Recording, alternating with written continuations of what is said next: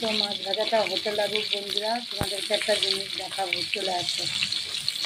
আমাদের এখানের ওয়েদারটা দেখো কেমন, এ দেখো বৃষ্টি পড়ছে, দেখেছ বৃষ্টি পড়ছে,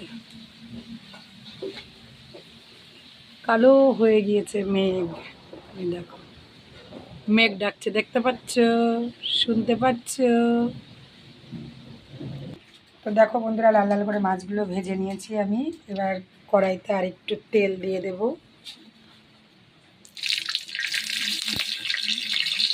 কটা জিরে ফোড়ন দিয়ে দেবো। তো জিরেগুলো হয়ে গেছে, আলুগুলো দিয়ে দেবো। আলুগুলোকে লাল লাল করে ভেজে নেব।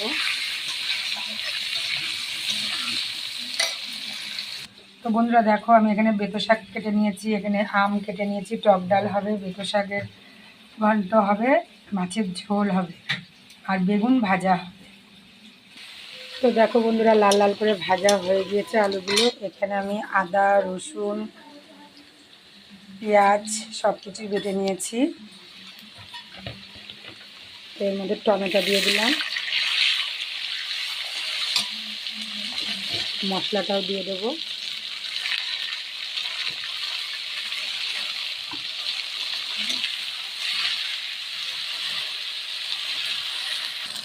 একটু লবণ দিয়ে দেবো এর মধ্যে, একটু হলুদ দিয়ে দেবো, নাড়িয়ে নেব।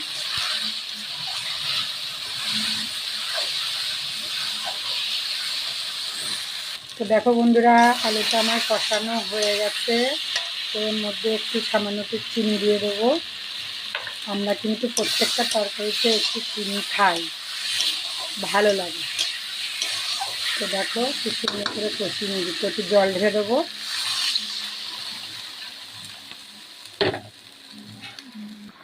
তো ঝোলটা ফুটে গিয়েছে।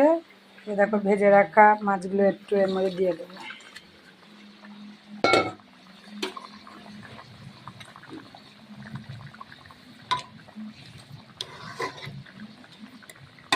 এদিকে ডাল সিদ্ধ বসিয়ে দিয়েছি।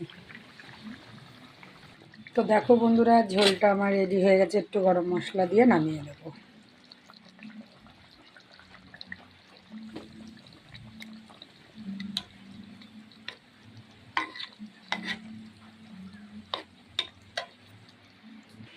দেখো ঝোলটা কত সুন্দর হয়েছে দেখতে।